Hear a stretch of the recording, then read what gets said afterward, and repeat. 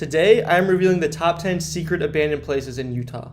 There are hundreds if not thousands of abandoned places in Utah, so make sure you like if you want to see a part 2. Today's list is going to start off easy, and the spots are going to get cooler and cooler as the list goes on, so make sure you stay until the end. With that being said, the first spot on our list is the ghost town of Lund, Utah. Lund is a village located in Iron County, about 35 miles northwest of Cedar City.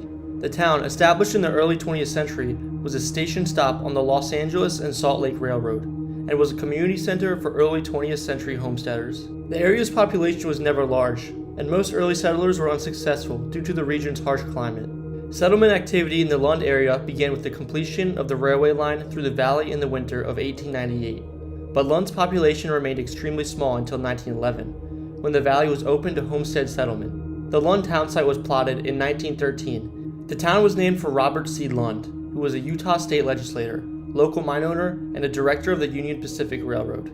A population decline began in the 1920s. However, Lund's most dramatic event was in February 1922, when a flood struck the desert valley and partially inundated the town. Lund gained importance as a railroad junction in 1923, when the Union Pacific constructed a branch line from Lund to Cedar City.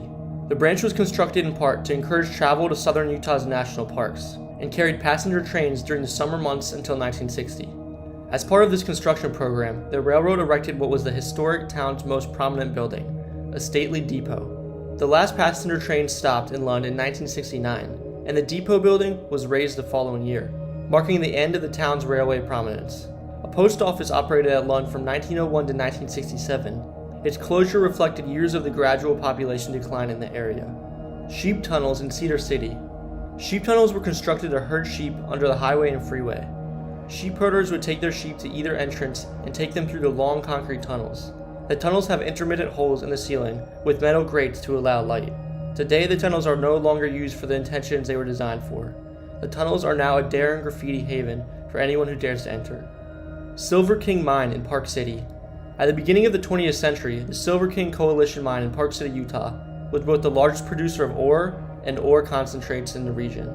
One major problem encountered by Silver King was the transportation of its rich ore and concentrates to the tracks of the Rio Grande Railway and the Union Pacific Railroad in Park City. The solution to this problem was an aerial wire rope tramway connecting the workings of the mine and mill with an ore loading station on the Park City railhead. A good example of contemporary engineering in its day, the Silver King tramway is now dismantled and the ore loading station has been abandoned. Thompson Springs Ghost Town. The tiny town of Thompson Springs was founded in the 1880s. It's named for E.W. Thompson, who owned the sawmill in the area. The town got its start as a stopping point for the Denver and Rio Grande trains that ran through as early as 1883. A passenger stop was added in 1883, which brought a bit of prosperity to the town. While Thompson Springs never had very many residents, it was a central point for ranchers to bring their sheep and cattle for shipping. At one point, the town offered a general store, saloon, hotel, and motel, and then a post office was built in 1890. After coal was discovered nearby, the town became a bit larger, and soon included a school and restaurant. This led to quite the population increase. But in the 1950s, several factors contributed to the town's demise.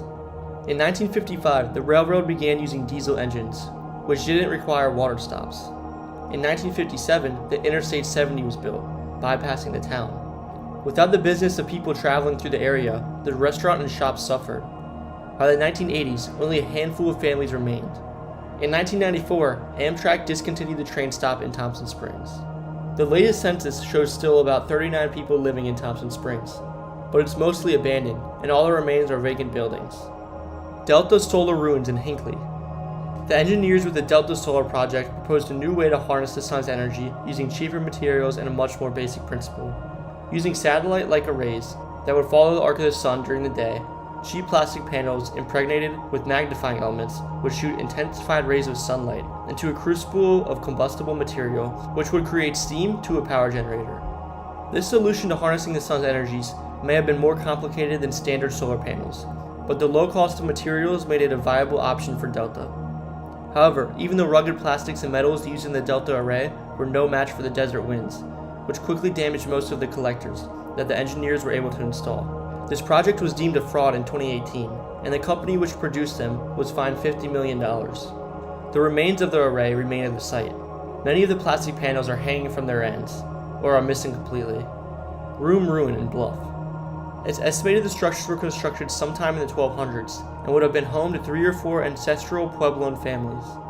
The ruin comprises between 14 and 18 rooms, lined against a narrow cliff ledge in the alcove. The narrow rooms are accessed through a rooftop doorway and connect to one another through internal doorways. Peephole windows look out onto the green valley below, where the Anasazi inhabitants would have cultivated their crops. Frisco Ghost Town. Founded in 1875 as a silver mining town, Frisco earned a reputation for being one of the wildest towns in the western frontier. At its peak, the town had a population of roughly 6,000 people and over 23 saloons, brothels, and gambling dens. A sheriff by the name of William Pearson was eventually brought in to bring law and order to Frisco by any means necessary. Pearson warned the town's outlaws that he had zero plans to build any jails, and to either leave town or be shown out. It was reported that on the night of the Sheriff Pearson's arrival, he killed 6 people. In 1885, the Horn silver mine collapsed and was rebuilt. However, Frisco never returned to its original prosperity. By the 1920s, the town was officially abandoned. A cemetery, the charcoal kilns used to smelt the silver, and many abandoned structures remain today. Thistle Ghost Town. The town of Thistle was established in 1883. It prospered for a time as a farming and ranching community and became a major stop on the Denver and Rio Grande Western Railroad. Then, in April of 1983, a massive landslide, the costliest in the U.S. history, dammed 2 creeks, flooding and destroying most of this small town. Only a few structures remain, and most can be seen from the road, including a red schoolhouse, a house on a hill, a half-sunken house, and the old train machine shop. Tintic Standard Reduction Mill in Genola. The Tintic Standard Reduction Mill was also known as the Tintic Mill or the Herald Mill. The mill was built around 100 years ago and had an extremely short working lifespan. The Tintic Mill was designed by W.C. Madge in 1920. At that time, mine owners such as Tintic Standard felt that the cost of transporting ore were too high, so they were looking for ways to mill the ore themselves and then transport it. Construction was completed in 1921, after which the plant immediately began processing ore containing precious metals. The metals processed here including copper, gold, silver, and lead. The Tintic Mill was one of the first American plants to use the Augustin process in the 1920s, which involved acid brine chloridizing and leaching. This is a process during which the ore is treated with chemicals that separates the valuable metals into soluble salts, while the impure elements remain insoluble. However, this method was not an ideal way to extract precious metals. Technology was already coming up with new and more efficient methods around the time that the mill was operating. This meant that the mill very quickly became obsolete and was closed down in 1925. After being operational for only 4 years, the mill was left abandoned on the hillside. Intermountain Indian School in Brigham City. When Bushnell Hospital closed, Brigham City was left with essentially an abandoned town on its border. The idea was put forth of making it a boarding school for children from the Navajo Nation, where good schools were not available at the time. Bushnell Hospital became Intermountain Indian School, a more progressive Native American boarding school that attempted to educate Navajo children, while allowing them to keep their culture.